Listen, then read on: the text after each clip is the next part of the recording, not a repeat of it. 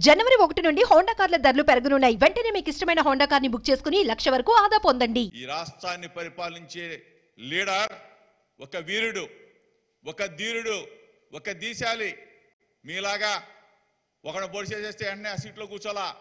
కష్టాలంటే తెలిసినవాడు, పేదల కష్టాలు తెలుసుకున్నవాడు, ప్రతి అడుగు ముందుకేస్తూ కొన్ని వేల కిలోమీటర్ల పాదయాత్ర చేసినవాడు, కొన్ని లక్షల హృదయాల మనసుల్లో ఉన్న బాధల్ని, ఆవేదనని తెలుసుకుని ఆ కష్టాల్లో, ఆ ఆవేదనలో, ఆ బాధల్లో వాళ్ళు పడుతున్న ఇబ్బందుల్ని గమనించి వాటిల్లో నుంచి వచ్చిందే మేనిఫెస్టో. వైఎస్ఆర్ కాంగ్రెస్ పార్టీ మేనిఫెస్టో నవరత్నాలు.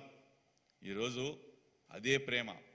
డే 1 నుంచి ఆ కుర్చీలో కూర్చున్న దగ్గర నుంచి, ముఖ్యమంత్రి పీఠంలో దగ్గర కూర్చున్న దగ్గర నుంచి నేను ఏం చెప్పాను, నేను ఏం చెయ్యాలి, ప్రతి క్షణం ఆలోచన చేసి ఈరోజు ధైర్యంగా, దమ్ముగా 99.5% వాగ్దానాలను నెరవేర్చి ప్రతి అవ్వ, ప్రతి తాత, ప్రతి అక్క, ప్రతి చెల్లి, ప్రతి అన్న, ప్రతి తమ్ముడు సంతోషంగా ఈ రాష్ట్రంలో ఉన్నాడంటే, ప్రతి గడపలో అభివృద్ధి జరుగుతూ ఉందంటే, ప్రతి గడపలో ఆనందంగా ఉందంటే, ప్రతి గడపలో వాళ్ళ ఆర్థిక స్థితిగతులు మెరుగుపడ్డాయి అంటే జగన్మోహన్ రెడ్డి గారు.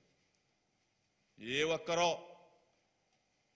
నచ్చిన వాళ్ళకి ఇచ్చి నచ్చని వాళ్ళని పక్కన పెట్టే ఉద్దేశం జగన్మోహన్ రెడ్డి గారికి లేదు. 5 కోట్ల మందిని ఒకే విధంగా చూస్తా ఉన్నాడు. 5 కోట్ల మందిని తన ప్రేమని, అభిమానాన్ని పంచుతా ఉన్నాడు. అటువంటి జగన్మోహన్ రెడ్డి గారి పరిపాలన స్వర్ణయుగం, బంగారు భవిష్యత్తు ఆంధ్రప్రదేశ్ రాష్ట్రానికి ఉంది కాబట్టే, ప్రజలు మెచ్చారు కాబట్టే మరలా one side war YSR Congress party వైపే ప్రజలంతా ఉన్నారు. బీసీ, ఎస్సీ, ఎస్టీ, మైనార్టీలు, అగ్రవర్ణ పేదలు మొత్తం కూడా జగనన్న వెంట నడుస్తూ ఉన్నారు.